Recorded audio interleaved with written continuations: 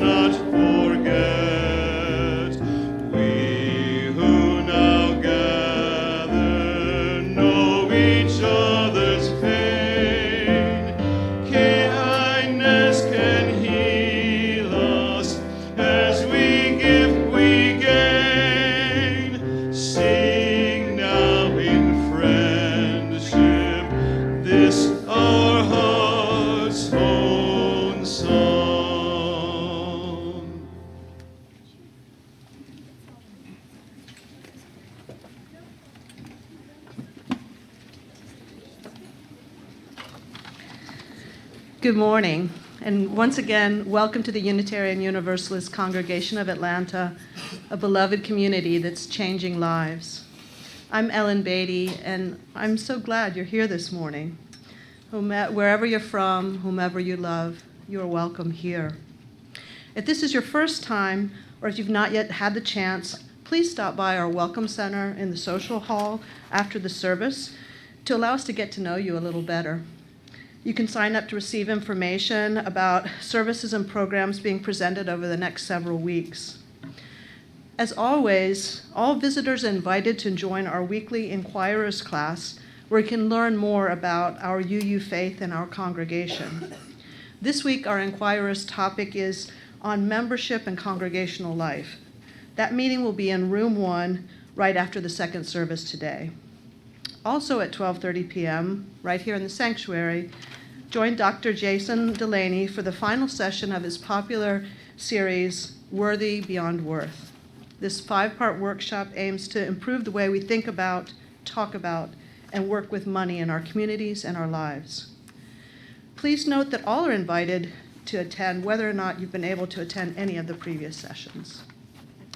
And another note, due to the Thanksgiving holiday, there will be no community classes this week.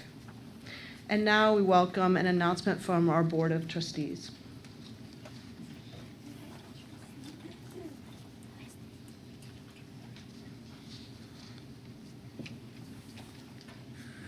Good morning.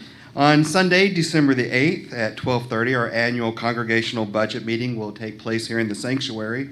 The proposed operating budget for 2020, which reflects our priorities for the coming year, which is growing our ministry, expanding local partnerships, and strengthening our social justice work, will be incorporated. In addition, we'll have a discussion around 2 bylaw revisions, and we'll update you on Project Phoenix and the feasibility study. We'll also have Reverend Strauss's annual report and include additional work by the board. The budget and bylaw revisions are located in the weekly update.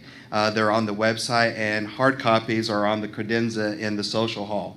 All are invited to attend the town halls and the congregational meetings. Per our bylaws, only members who joined UUCA before October 7th of this year, 2019, which is 60 days prior to the meeting, and have made a financial contribution of record are eligible to vote. We'll have childcare. There'll be food and games for the children. You can reserve your space by using the childcare link, which is on uuca.org. Board leaders urge you to bring your questions to the town hall meetings that we'll be hosting on December the 1st from 1:30 to 2:30 here in the sanctuary, and then also on Wednesday, December 4th from 7:30 to 8:30 in the social hall. If you have questions in advance of the town hall meetings, that would be great. We'll proceed on schedule, and then our president says we'll have a pleasurable experience for all. Thank you for your commitment to UCA, our beloved community that changes lives. We certainly look forward to seeing you at the town halls and then on December 8th here at the congregational meeting. And now, please be sure to take a moment to put your cell phone in its most reverent position. Once again, we're glad you're here on this beautiful fall morning. Thank you, Bryce and Ellen. So, in the spirit of this worship series we are in on UU evangelism, whatever that is, being a beacon, being a refuge, won't you please take a minute now to turn to someone you don't know and greet them vigorously, welcome them into this worship space.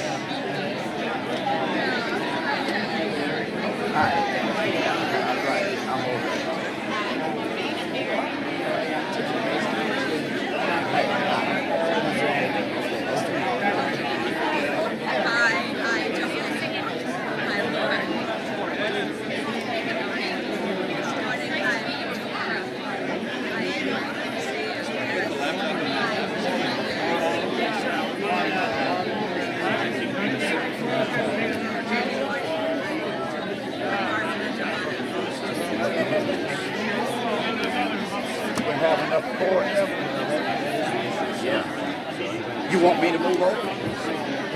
I can move over. You'll be closer to the front. Good fight, okay.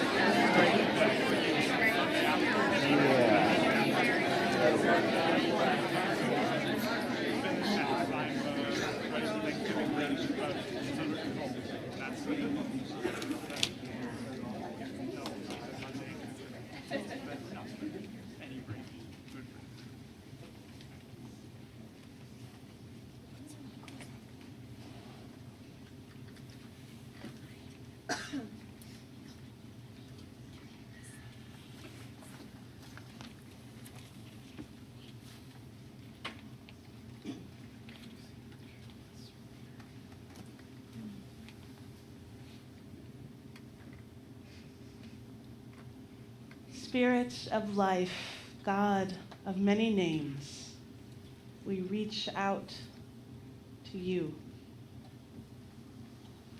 To honor the worth and dignity of each person is no small task.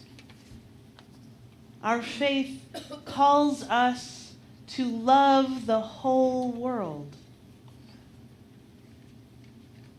to offer through our life's work not hell but hope. To honor the interdependent web of existence. To practice religious tolerance, and more than that, radical acceptance of different religious beliefs. The light of this flame represents spirit, and the chalice that holds it, our beloved community. May we become a refuge for those in need. May we become a diverse, unifying beacon of light amidst the darkness of division. This is our prayer. May it be so. Please say with me now the chalice lighting words you'll find on your screen.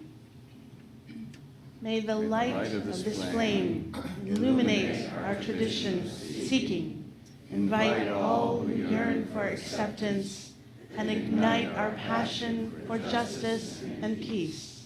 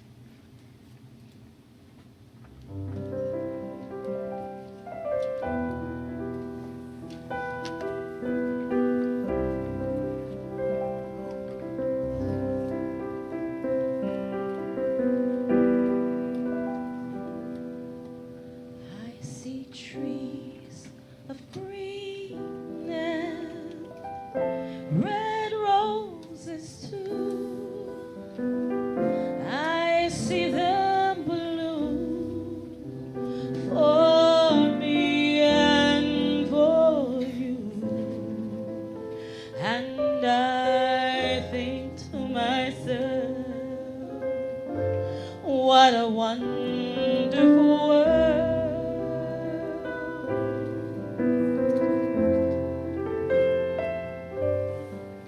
I see skies of blue and clouds of white. That bright, blessed day, the dark, sacred night. And I think to myself, what a wonderful world.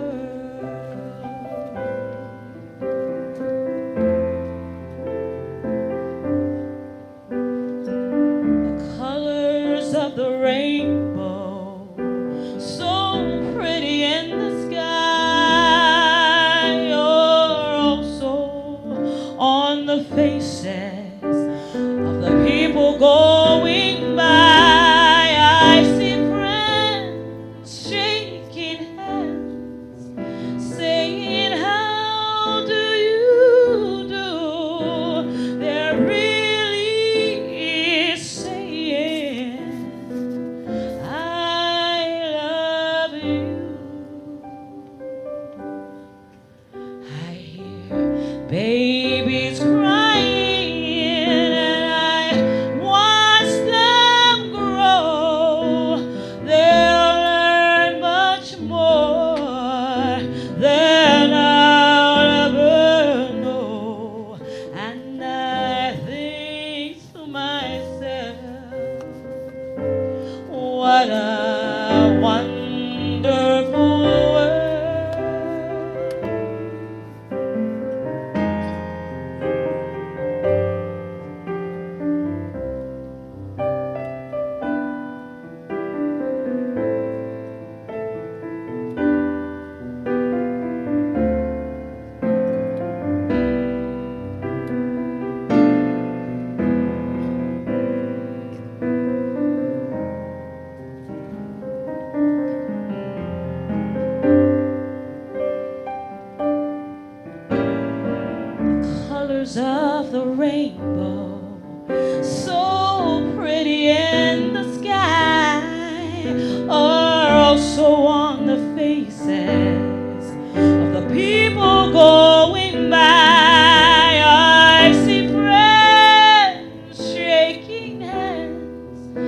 saying, how do you do? They're really saying, I love you. I hear babies crying. I watch them grow. They'll learn much more than I'll ever know. And I think to myself, and I think to myself, what a wonderful world. Ooh. And I think to myself, what a wonderful world.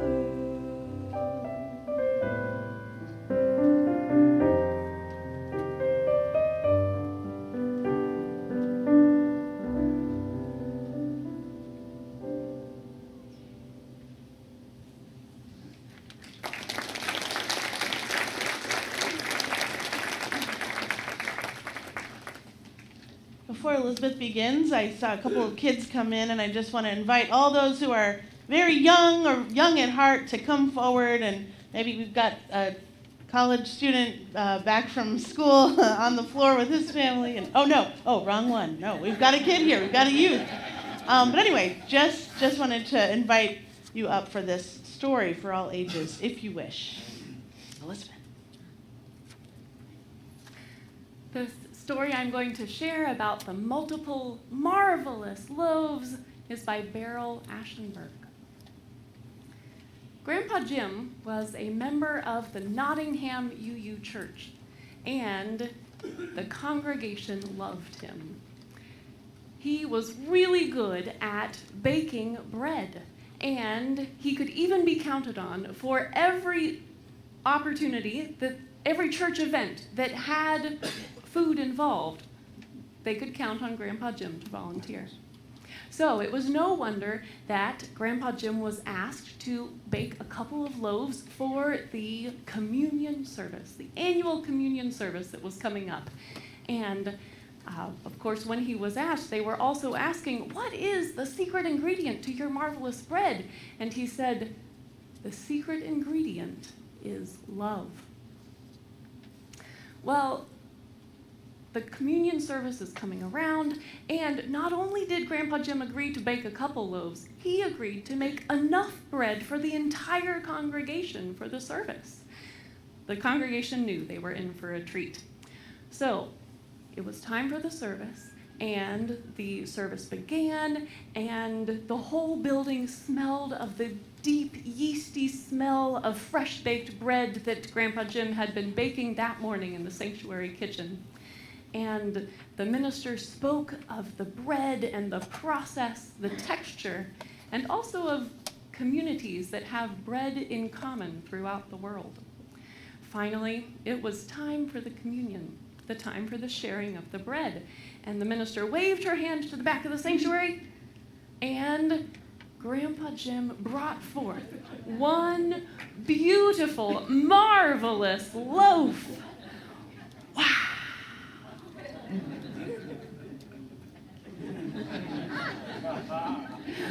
Oliver, a 9-year-old sitting in the front, noticed that there was only one loaf, and he blurted out, "How the heck are we gonna feed all us here with just one loaf of bread?" The rest of the congregation began to look around, and they noticed that there wasn't any more bread coming. And there were over 200 people in the room, and their stomachs were growling.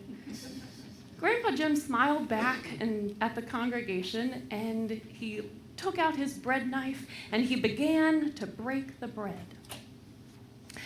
An amazing thing happened.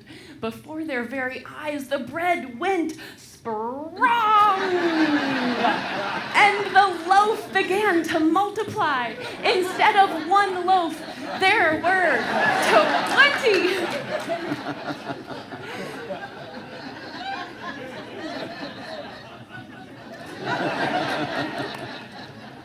It's a miracle, someone cried out. Don't be ridiculous, Grandpa said. It is a sound mathematical principle. Well, it didn't really matter what it was once everyone began eating. It was truly the most delicious, melt-in-your-mouth bread that anyone had ever tasted. What a service. During coffee time on the patio, member after member came up to Grandpa Jim and thanked him for his offering.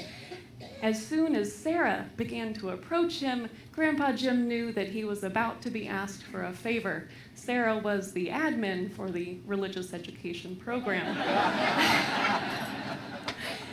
Well, it seems that the youth group was working with a soup kitchen every weekend to help feed the hungry, but they were continually running out of food. There were just too many hungry people. So Sarah asked, Jim, that trick you did with the bread, can you do it anytime you want? It really isn't a trick, Sarah, but sure, I can do it again. They made a deal, and the plan was for Grandpa Jim to join them at the soup kitchen the next weekend, and Grandpa Jim would bring one of his marvelous loaves of bread. Saturday came, and they all met at the soup kitchen. As you can imagine, Grandpa Jim, that bread was wonderful. He was very popular. The bread multiplied and multiplied and multiplied until everyone was satisfied and full. Well, something like that does not stay secret for very long. That evening, Grandpa Jim and his marvelous bread were featured on the 6 o'clock news. It was too bad for Grandpa Jim that on that very night, the town sheriff, yep, that's right, the sheriff of Nottingham, was watching the news. The sheriff was not a nice person. He had been appointed to the office by his brother. A man like this would never get elected. Not a nice bone in his body. Oh, God. He kicked dogs. He took candy from children. He swore at old people. He hated everyone, and he was always looking for a way to get rich quick. So, he thought that he had a foolproof plan ready to go. He could sell loaf after loaf after loaf, and they would just keep coming. For his plan, the only thing he needed was the first initial loaf. So the sheriff went to Grandpa Jim's house to have a talk with the man, and Grandpa Jim listened as the sheriff first offered, then bargained, then threatened, trying to get Grandpa Jim to sell him one of his marvelous loaves. "You just don't understand," explained Grandpa Jim. "It won't work for you. Nothing personal, but there is a sound mathematical principle at work here." Well, the sheriff wasn't one to take no for an answer. He pushed Grandpa Jim out of his way, ran into the kitchen, grabbed that freshly baked loaf off the top of the oven, sped into his car, and drove away all the time thinking about his grand plan to get rich quick. Once in his own kitchen, the sheriff went to work, slicing the bread with a knife, and he carefully, fanatically sliced through the crust, and an amazing thing happened. Wrong! The loaf began to divide. The loaf divided into smaller and smaller pieces, and then the smaller pieces divided into crumbs, and then the crumbs divided until there was nothing left at all.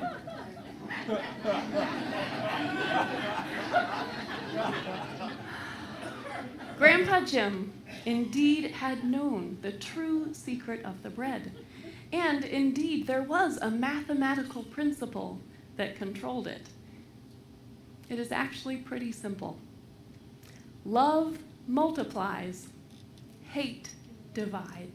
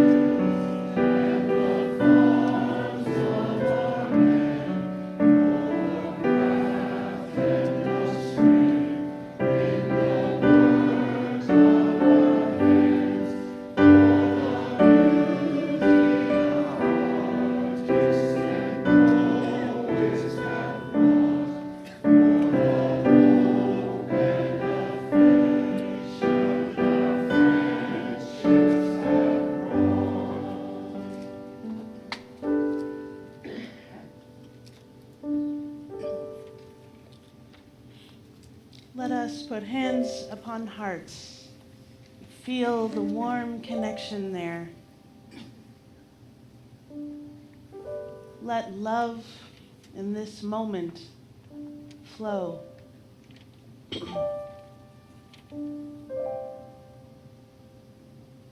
Say to yourself silently, I will love myself. I will love others. And that love will heal the world.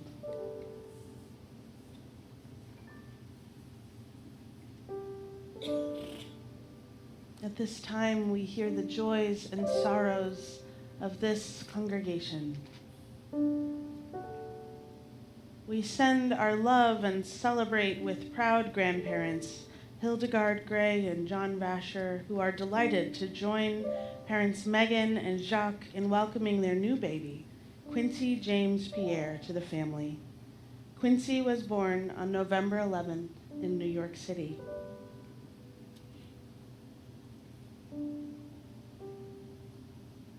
You are invited to say the names of people you are holding in your heart this morning. People who need loving energy. Speak their names into this holy space now.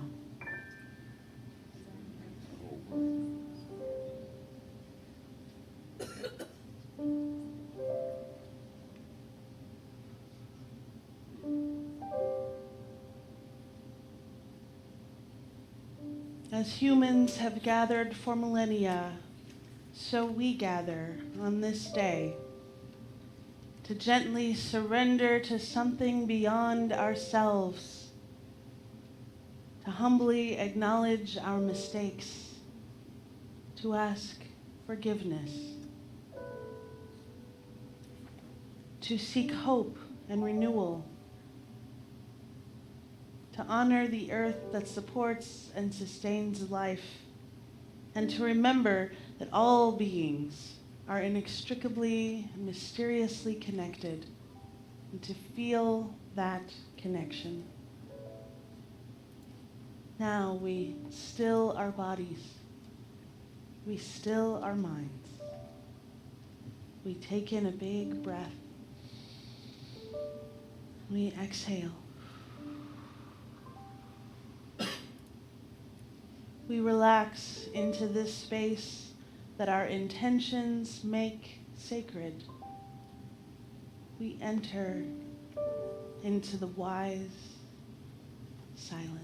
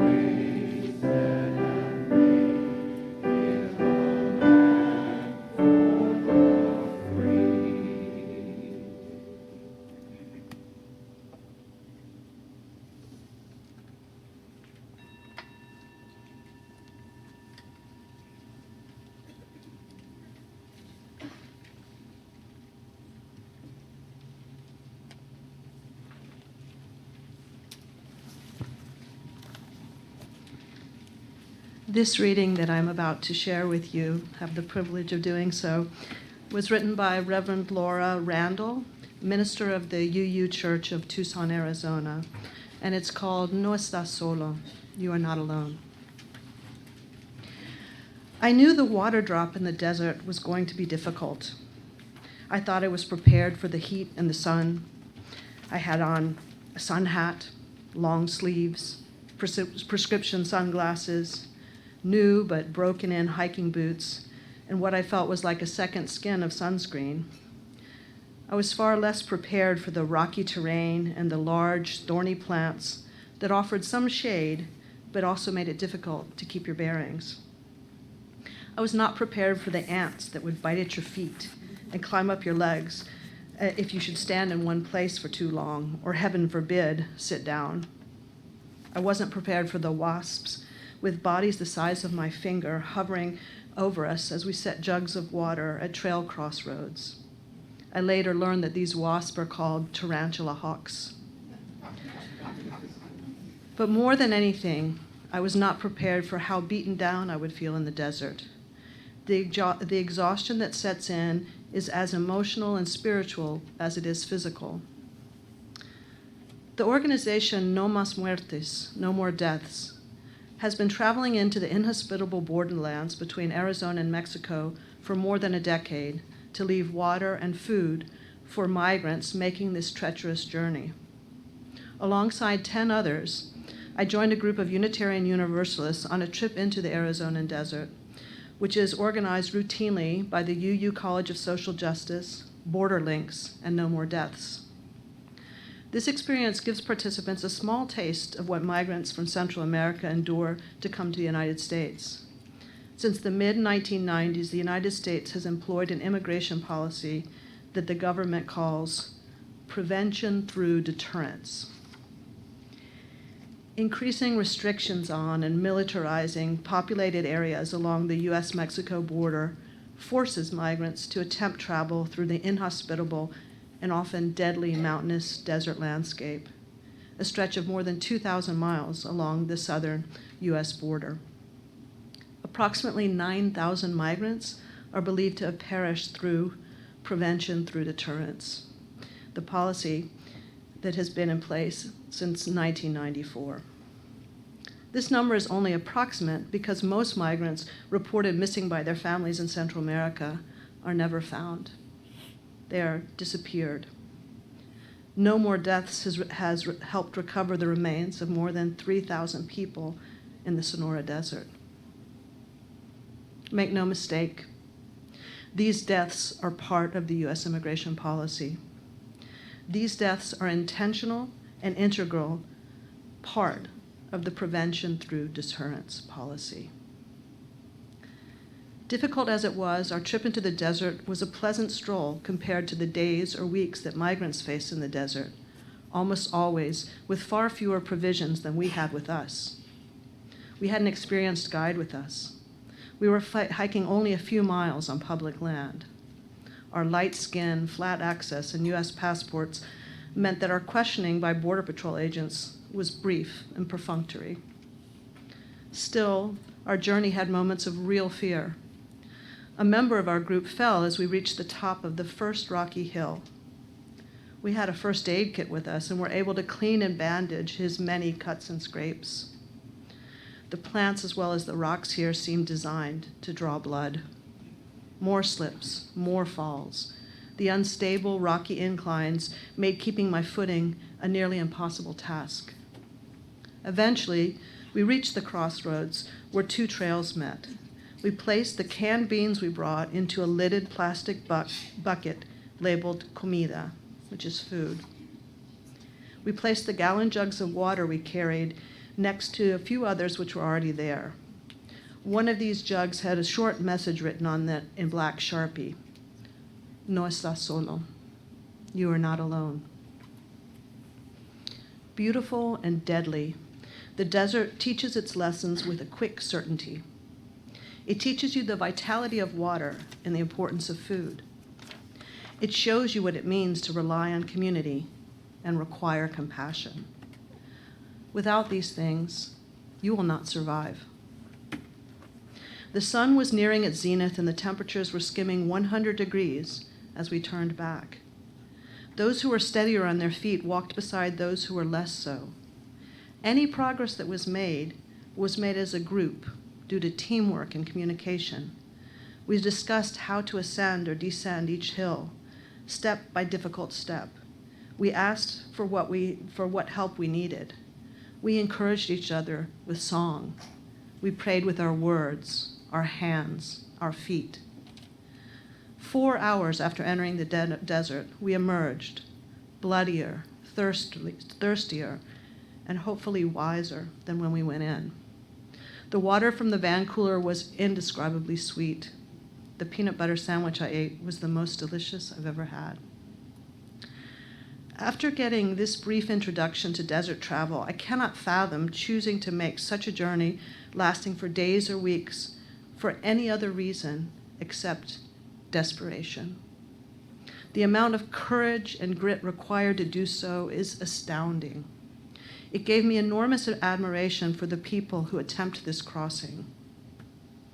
My sorrow is also enormous. The living conditions in some countries are so dire that a person would risk such a journey is a hard truth to bear. And yet, here we are. Physically confronting the life and death stakes involved makes the prosecution of No More Deaths volunteer and Unitarian Universalist Scott Warren even more outrageous in my mind. He is facing a lengthy prison sentence for offering humanitarian aid in the form of food, shelter, and medical care to 2 people who crossed the desert from Central America. Warren's first trial ended with a hung jury, but the state decided to retry him for the crime of helping people who desperately needed it. As Warren's retrial begins again on November 12th, I have a new appreciation for the life-saving work that No More Deaths provides every day. I also have a new appreciation for the depths of the cruelty at the root of the U.S. immigration policy. Humanitarian aid is not a crime. Migration is a human right. Asylum is a human right. These are the values the UU Service Committee and our partner No More Deaths put into action. Values being exemplified by Scott Warren now as he continues to fight these felony charges for displaying human compassion. As people of conscience, we will continue to advocate for human rights of migrants. We will continue to be in solidarity with Scott Warren and others who are persecuted for providing humanitarian aid. We can only do this together. Thank you for being with us on this journey. Remember, no estás solo. We're pleased to share a happy and encouraging update. This past Wednesday, Scott Warren was acquitted of all charges by a jury.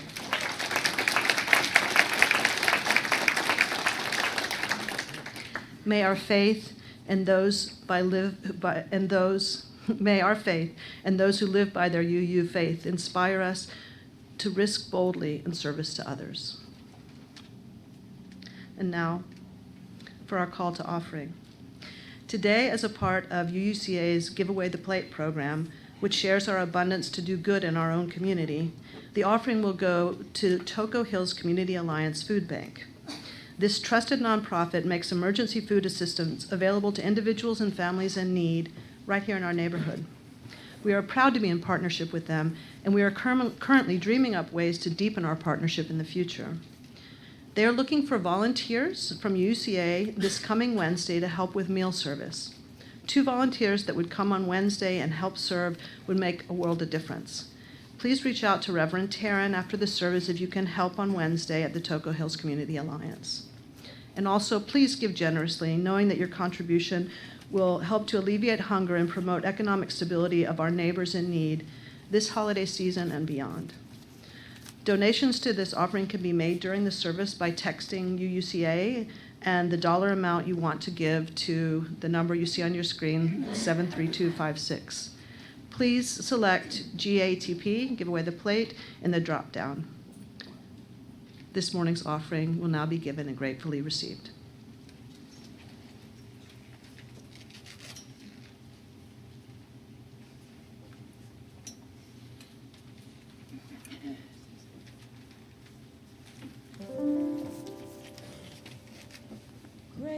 is your faithfulness, God, my Creator. There is no shadow turning with thee. You never change. Your compassions don't fail. As you have been, you forever will be. Great is your faithfulness. Great is your faithfulness. Morning by morning, new mercies I see. All I have needed, your hand hath provided. Great is your faithfulness, God, unto me. Summer and winter and springtime and harvest, sun, moon, and stars in their courses above,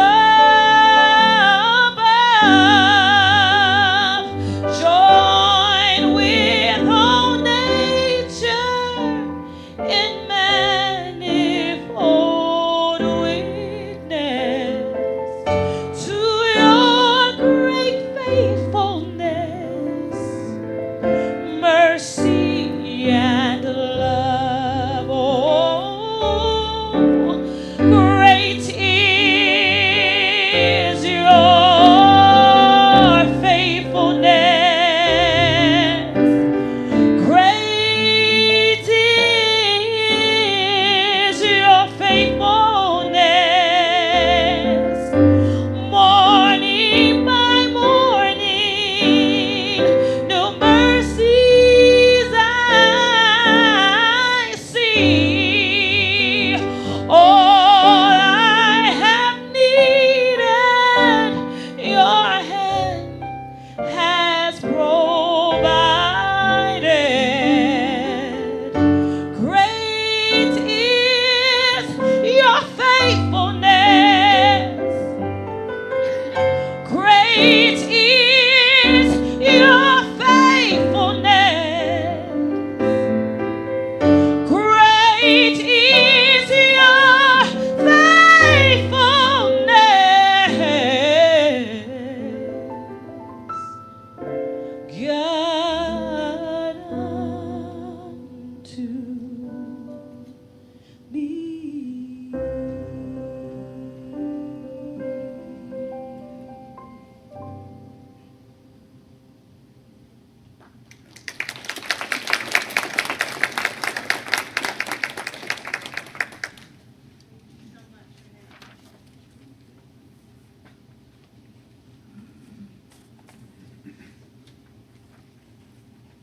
I wanted you to hear the story of the Unitarian Universalist Congregation of Tucson, Arizona, and its ministry in the desert, No Mas Muertes.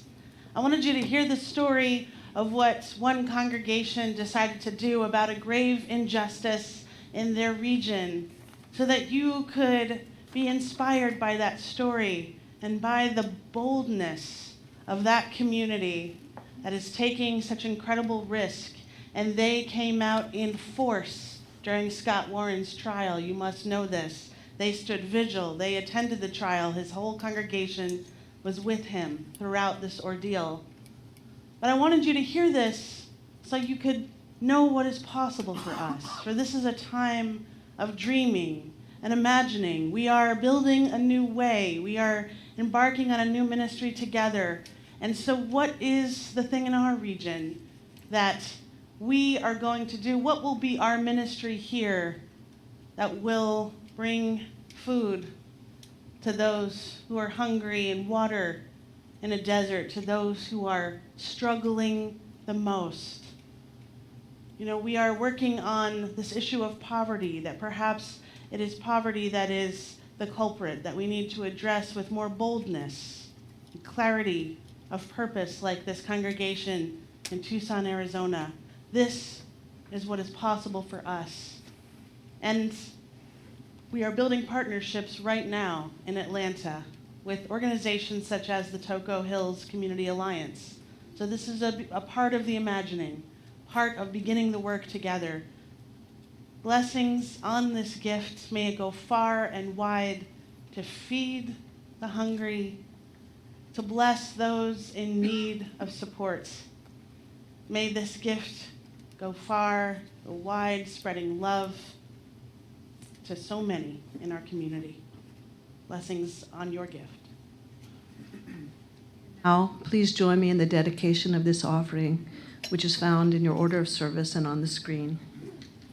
To the work of this congregation, which is weaving a tapestry of love and action we call community, we dedicate our lives, and these are offerings.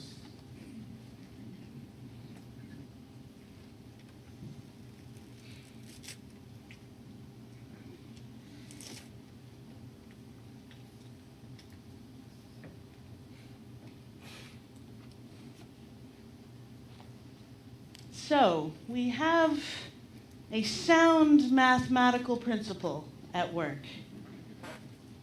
Love multiplies, hate divides, and I might even say greed divides. I think it's really greed was what we saw in that story earlier. And we have another story of one leaving water in the desert. And as I considered this moment, bread for the world, I was not sure how to talk about feeding the hungry without beginning with prayer. So there is a global organization called Bread for the World. It is a Christian organization. They do geopolitical lobbying. They partner with NGOs, and they address world hunger as a multifaceted problem with a sophisticated solution. They started doing this back in the early 1970s. They continue today. But the more I learned about Bread for the World and their work, I wondered if it really is a sophisticated solution after all. One major part of their website is devoted entirely to prayer. Praying to end hunger is a huge part of their advocacy work. Everything they do begins and ends with prayer. And it is because of prayer that my 4-year-old children know about hunger. Well, prayer, and also the Woody Guthrie song, "This Land Is Your Land." There is a subversive and quite depressing verse in that song that is not often played. And I'm about to sing it now, and just keep in mind that because of aforementioned children, I will have a cold from now until April, so I will not be in my best voice. In the shadow of the steeple, I saw my people. By the relief office, I see my people as they stood there hungry. I stood there asking, is this land made for you and me? Not to brag, but I believe my children were 2.5 years old when they began deconstructing those lyrics in the back seat. They asked us, "Why are our people standing there hungry, Mama?" And this is the central question of our world, of our time. Why is anyone hungry? Even with our global population soaring, the simple truth, not sophisticated but simple truth, is that there exists enough money and enough resources for everyone to be fed. In case you did not know that was true, that is true. It's kind of like what John and Yoko said, hunger is over if you want it. This is true globally, and particularly true nationally. We need not accept our current reality that people must always go hungry. We do not have to accept that. Now let us consider the rest of those lyrics. In the shadow of the steeple, I saw my people. My children ask me about this too. In fact, every time we get to this part of the song, they become deeply distraught, anxious, and sad themselves. What will happen to my people who are hungry, Mama? Who will feed them? And our answer to our children from the front seat has always been, you and I. You and I will feed them, us. And this has felt like the most honest response. What if I had told them someone else will take care of them? We have restaurants, we have social services, we have shelters. They will be fed. If I told them that, then my children would grow up trusting in an untrustworthy system, assuming that it is someone else's responsibility to feed their people. And each night in our house, we pray at dinner. I cannot always speak for the integrity of our prayers with 2 4-year-olds. Even earnest prayers can devolve quite quickly. But each night, we include in our prayer people who are going without food, people who are hungry, people who are in that moment without family or friends, people who are not feeling warm and cozy around a table.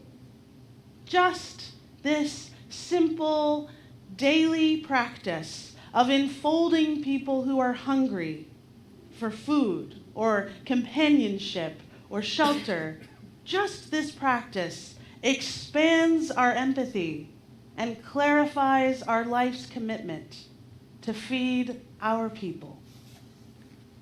Now, my UU faith does not tell me that praying for people is the same as feeding them. But it is a critical step towards the work. Because of my prayer, hunger and people dealing with hunger of all kinds are never far from my mind or my heart. I return to them each and every evening, and so do my children.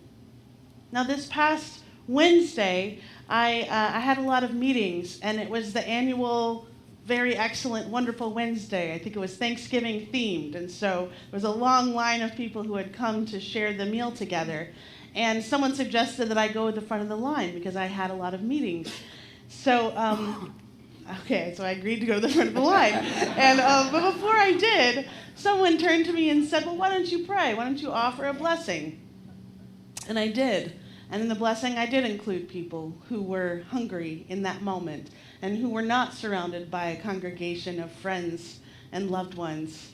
I did include that in the prayer. And then after the prayer, as I was walking away, somebody suggested that maybe next week they should volunteer to lead the prayer, and then they would get to eat first. And I think that's an excellent idea. I think that is exactly what we should do. I think someone at Wonderful Wednesday should let's please lead a prayer, and that person can eat first, whoever leads the prayer. Doesn't have to be me. It is all of us, our ministry, or blessing, or meditation, whatever you want to call it. Now, I know that prayer does not change someone's situation, but when I pray, it changes me. it changes me. It is the prayer that changes people standing hungry into my people standing there hungry. Now, I know some of you may have plans of abundance and bounty this coming week. And I also know that some of you may be facing a holiday of scarcity, either facing financial challenges, health struggles, grief and loss, or just loneliness. And some of you may be struggling with your extended family, anxious and isolated by the deep political and social divisions in American life today. Now, there are no easy answers to any of it. But with prayer, I can take what is overwhelming and I can make it simple, just a daily practice of connecting with my core commitment to love and care for the whole world, not just the people I see in front of me, and to care for myself as a part of that. And we don't need the chalice to stay aflame because we can light the chalice in our hearts for this closing prayer. Will you light the chalice in your heart with me?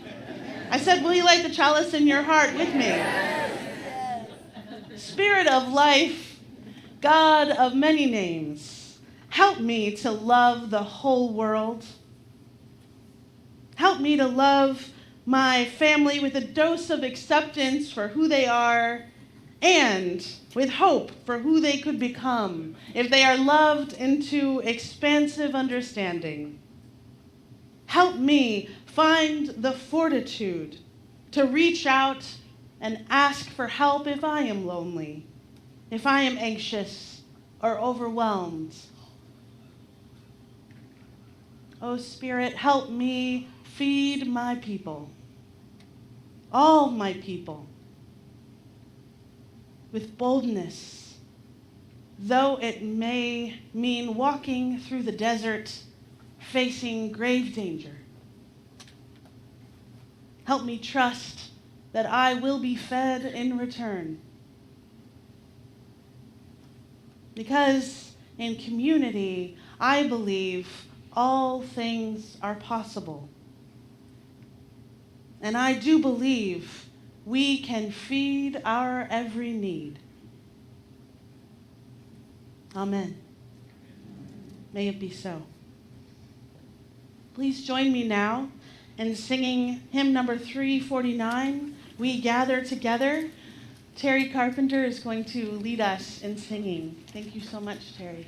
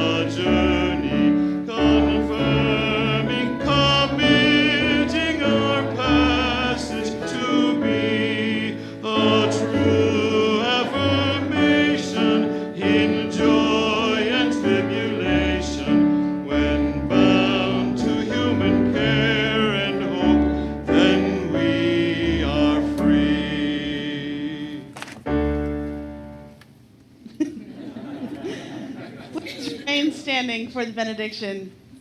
That was a hymn from my childhood congregation, humanist congregation in Chicago. We sang that hymn every Sunday, so I remember it really well. And in closing,